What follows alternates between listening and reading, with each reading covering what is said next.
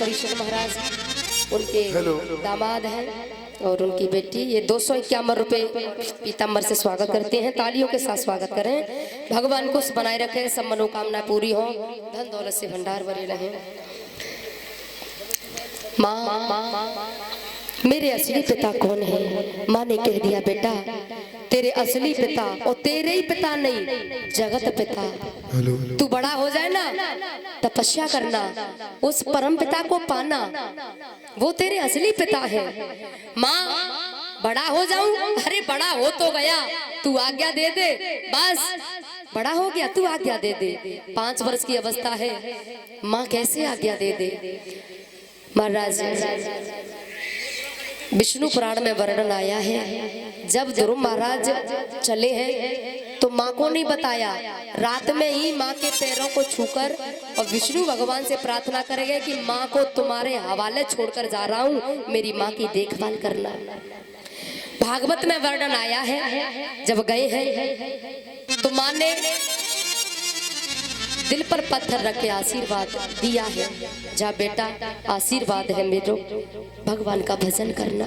माँ के पैर छुए और जैसे ध्रुव महाराज चले गए गलियों में, यानी गांव में, जैसे गांव से बाहर गए निकले तो राजा को पता चला, तो राजा ने सैनिक भेज दिए और सैनिक आकर बोले, अरे ध्रुव, अरे बेटा तेरे पिता ने भेजा है हमें, और पता है क्या क्यों भेजा है?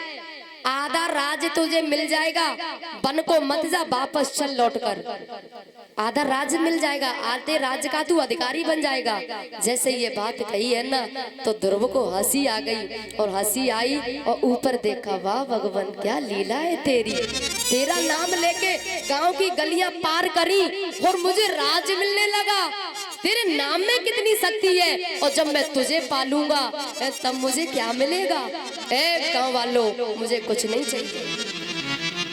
महाराज पूरे राज्य की बात कही लेकिन लौटा दिया। आगे गए हैं, नारद जी मिले हैं, नारद जी को प्रणाम किया है। कहाँ जा रहे हो? बोले भगवान को पाने। बेटा गुरु बना लिए?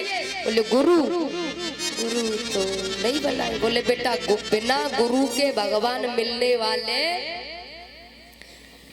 नहीं है। बिन गुरु भवन चाहे विरंच शंकर सम, बिना गुरु के क्या हो सकता है? तो फिर अब गुरु बनाने कहाँ जाएं? आप दे दो गुरु मंत्र। गुरु मंत्र दिया है, ओम नमो भगवते वासुदेवाय, जप करना।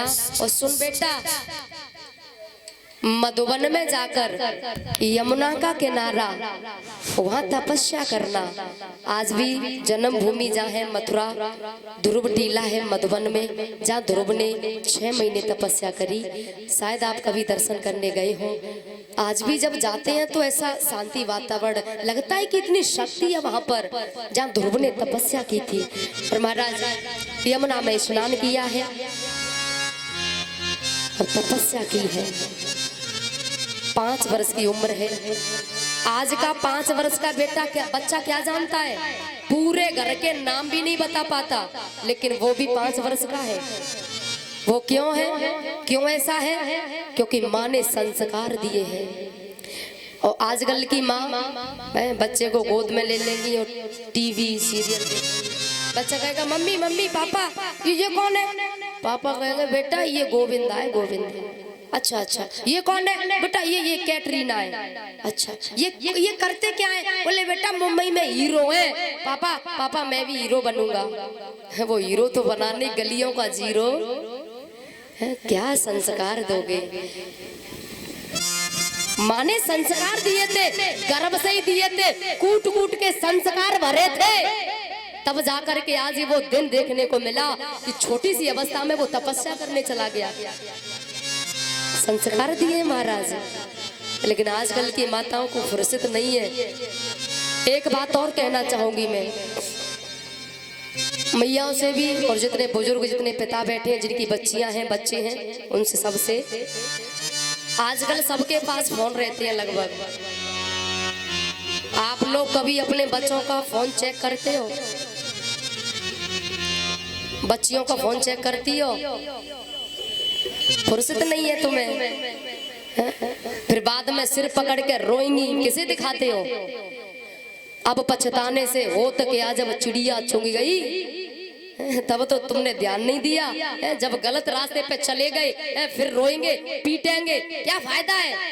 कभी फोन चेक करते हो?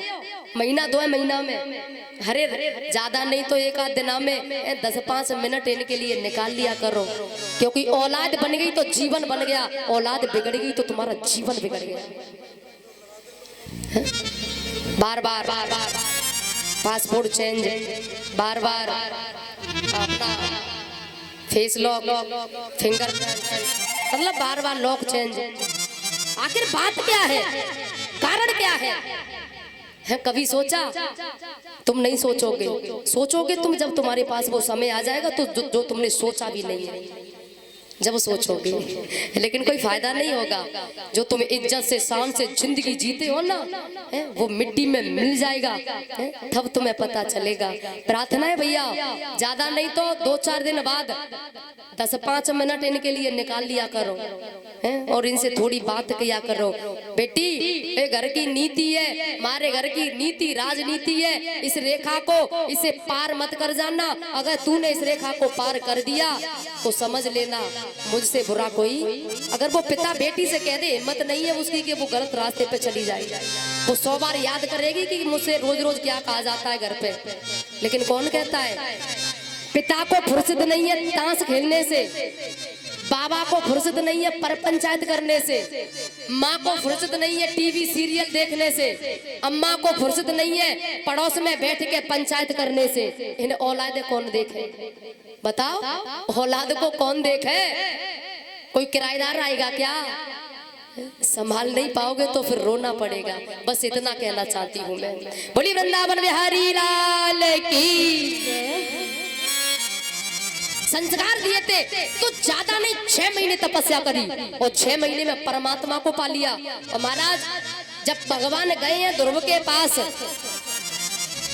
तो भगवान ध्रुव को दर्शन देने के लिए नहीं जा रहे हैं, ध्रुव के दर्शन करने के लिए जा रहे हैं। इतनी अवस्था में मेरा भक्त, इतनी घोर तपस्या, और भगवान सामने आए हैं, दर्शन हुआ, भक्त भगवान का मिलन हुआ है। बोली भक्त और भगवान की जय। भक्त भगवान का मिलन हुआ, देवता पुष्पों की वृष्टि करते हैं, भगवान मुस्कुराने लगे हैं, कहने लगे बेटा वरदान मांगो, क्या चाहते हो? वरदान मांगो। वरदान की बात आई तो ध्रुव महाराज को हंसी आ गई। अच्छा, ध्रुव जी हंसने लगे तो फिर देवता भी हंसने लगे। परीक्षित जी पूछने लगे, गुरुदेव ये हंस क्यों रही हैं सब? ध्रुव जी हंसने लगे। अच्छा, फिर भगवान भी हंसने लगे, देवता भी हंसने लगे। गुरुदेव ये बात क्या है, कारण क्या है, क्यों हंस रही हैं सब? तो श्री सुखदेव जी कहने लगे, राजन ध्रुव तो इसलिए हंस रहे हैं, मुझे तो मांगना ही नहीं आता, मैं मांगू क्या? इसलिए हंस रहे हैं कि मुझे तो मांगना ही नहीं आता, क्या मांगू? भगवान इसलिए हंस रहे हैं कि बता, मैं बार बार कह रहा हूँ मांग ले, ये कुछ मांग ही नहीं रहा, ये कैसा भक्त है? देवता इसलिए हंस रहे हैं, बोले अगर हम होते तो पूरी लिस्ट बना के तैयार